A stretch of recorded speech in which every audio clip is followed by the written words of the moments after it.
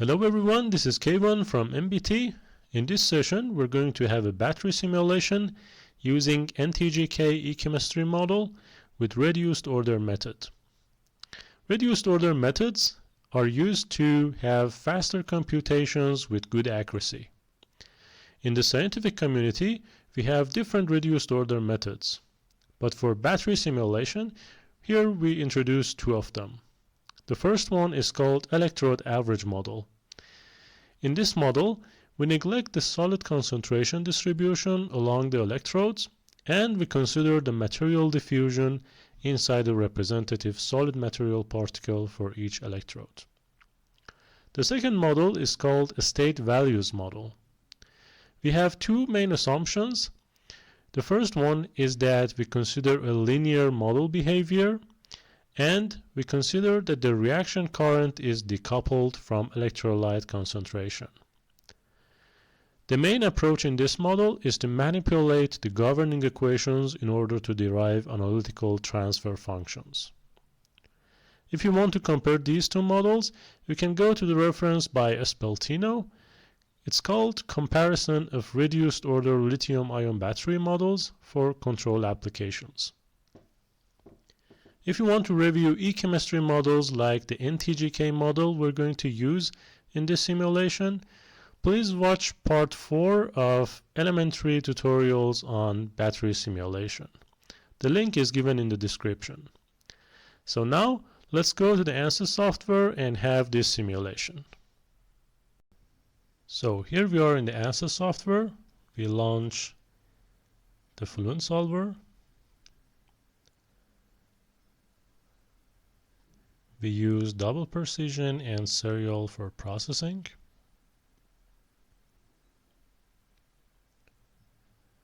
In this session, we're going to have 4 simulations. The first two ones are with a value of C rate of 1C, and we compare the computation time for the normal transport equation solving and with also the reduced order method. In the second two simulations, we're going to have a value of C rate of 20C in order to compare how increasing the C rate could affect the accuracy of the reduced order method.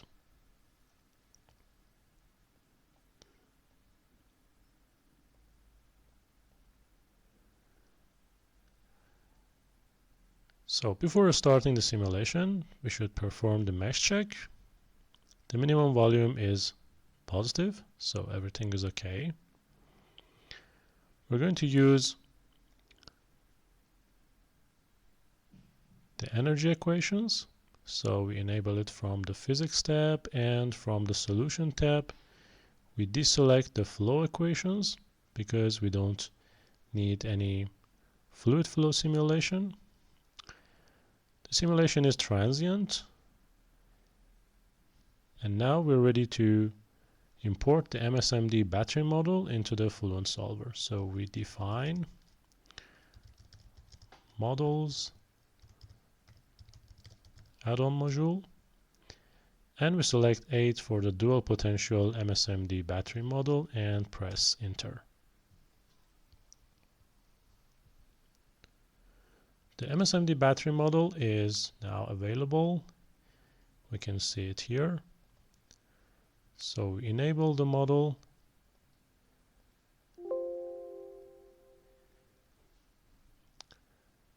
For the e-chemistry models, we're going to use the NTGK empirical model. In the first simulation, we use the solving transport equation for the solution method for E field.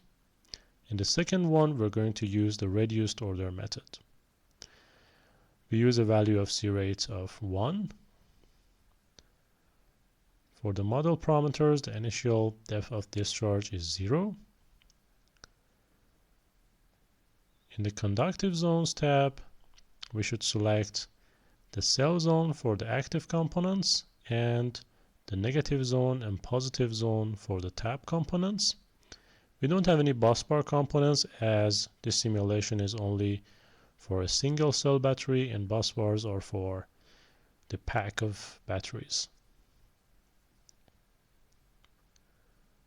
From the electric contacts, we should select the N tab for negative tab and select the P tab for the positive tab. Now we're ready to print the battery system connection information. As you can see, the battery connection info is finished, and we click OK. Now we should change the materials and introduce new materials for the electrodes and the active zone of the cell zone. So we go to materials, we select aluminum, we change its name to active material for the cell zone. We give it a formula as A_M. We change the density to 2092. And for the UDS diffusivity, we select the option of defined per UDS. So we have two different UDS values. For UDS 0, we select a value of 1.19 e to the power of 6, and for UDS 1 we select a value of 9.83 e to the power of 5, and we overwrite the aluminum data. We use the same electrical conductivity and click create and change. Close. Now we have the active material ready. Density is correct. UDS diffusivity defined per UDS. So now we define a new material for the electrodes. From the material type of solid, we select the copper, copy it, and now we have the copper here. We change the name to tab material. We give it a formula of T_M. We use the same density as the copper density for the tab material, but for the UDS diffusivity we use the user-defined function, and we select a default value for the user-defined function.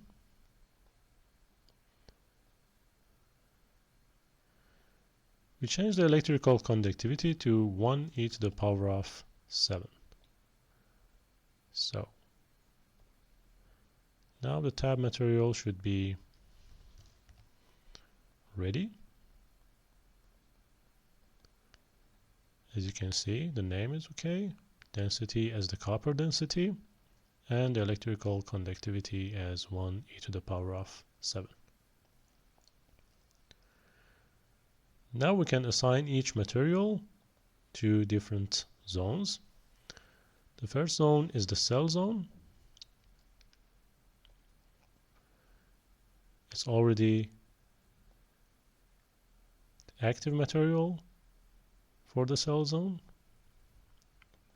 For the negative zone and the positive zone, we choose the same material as tab material.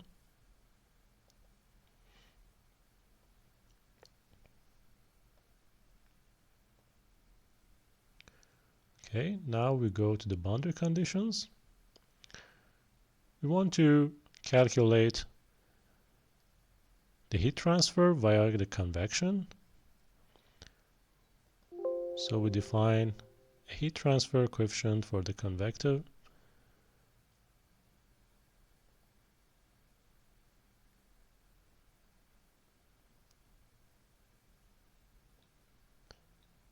Because we already enabled the energy equation, so we have the thermal conditions.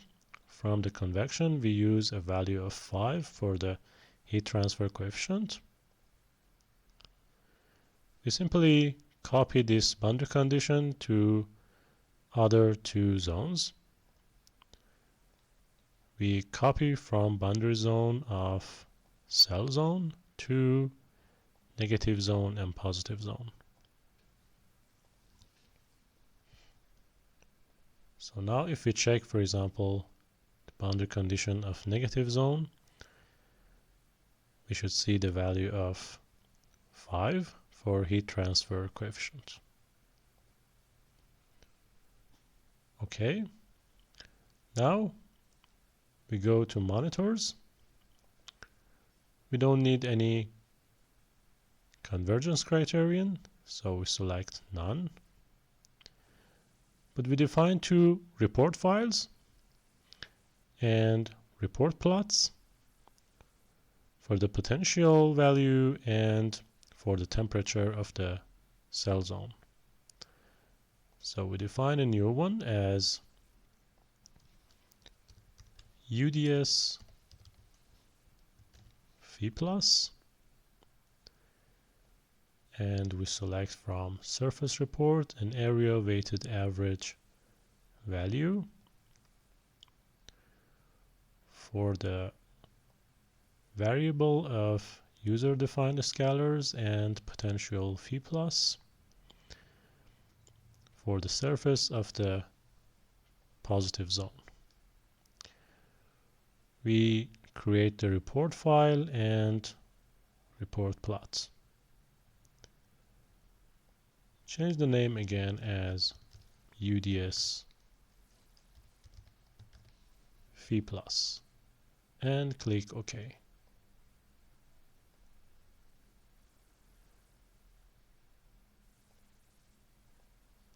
Now, as you can see, we have the UDS Phi plus. The x-axis label would be the flow time, and the y-axis label would be the area averaged of potential Phi plus. Click OK. Now we create another plot for the temperature. We name it as temp. Use the value of the temperature variable and we select the cell zone. We report the file and report the plots. Okay. So if we look, we have another plot with the x-axis label of flow time and y-axis label area averaged of temperature.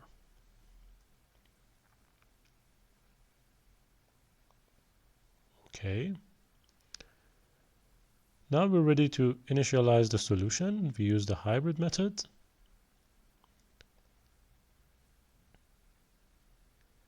Initialization is done.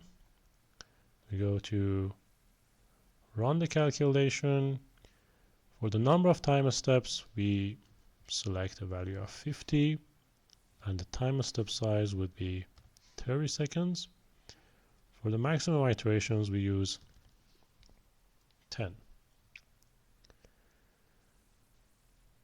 So we can check the case before starting the simulation. It says that consider using higher order discretization for improved accuracy. This is not the aim of this tutorial. You can simply consider higher order discretization for higher accuracy in your own simulation.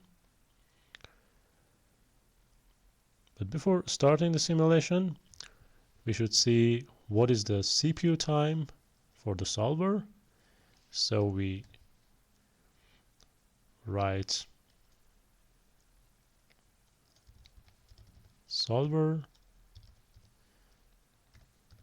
CPU time, and we should write this value in order to calculate the simulation time. Now we're ready to start the calculation.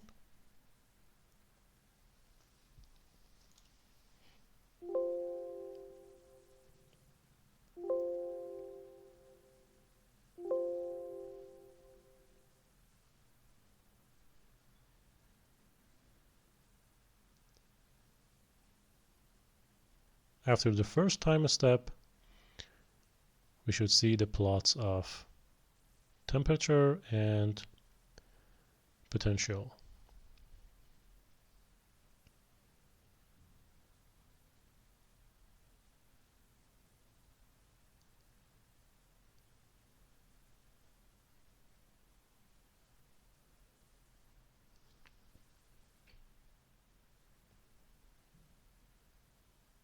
Okay, this is the area weighted average of potential, which is decreasing by time because this is a discharge process. And for the temperature, we should see a slight increase of temperature. Okay, now we can see it here for the second time step. So we let the simulation go on and compare the results after the calculation is complete. So the simulation is complete. Now we can again get the CPU time in order to see how fast the simulation was. So we write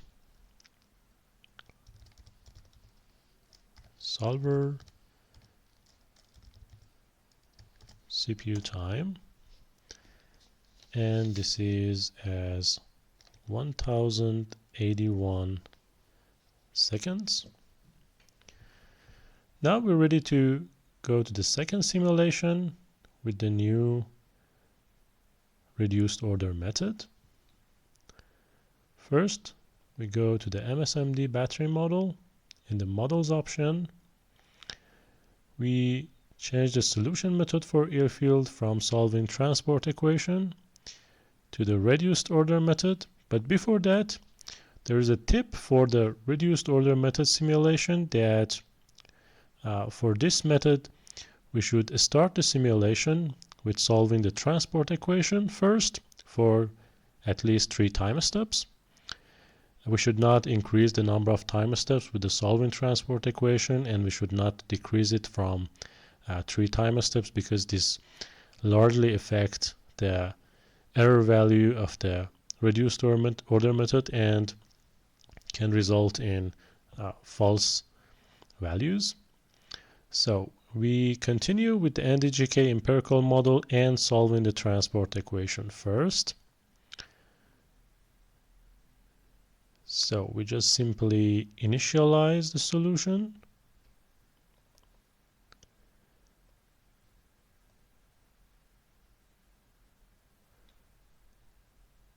Okay. Now we go to run calculation. We change the number of time steps to 3 and we run the calculation.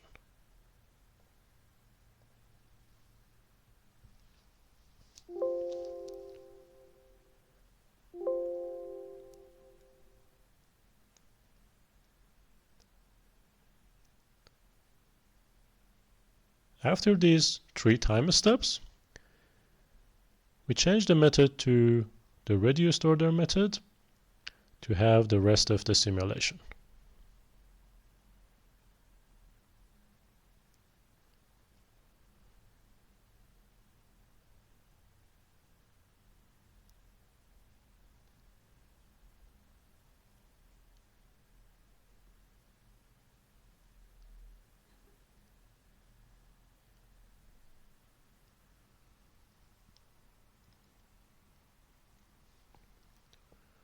What we're doing here is just simply using the solution of transport equations as an initial solution for the reduced order method.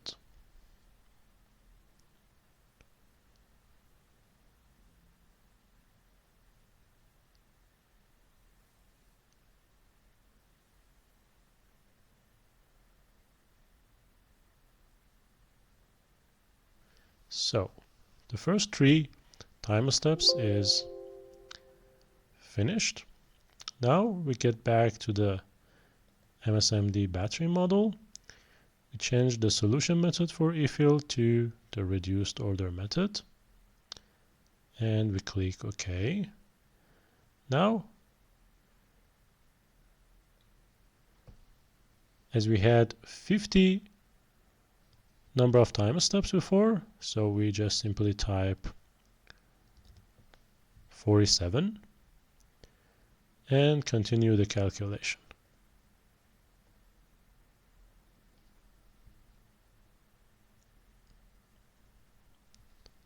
As you can see, the simulation is running much faster, and we get back to you as all the time steps are complete. So the reduced order method simulation is finished. Now we calculate the simulation time. Solver CPU time, and this is 1483 seconds. So if we just simply subtract these three values of CPU time, we can calculate the overall simulation time for the last two simulations. Now, if we want to increase the C rate from 1C to 20C, we should just simply go to the MSMD model. For the solution method for solving transport equations, we select this method and we increase the C rate to 20.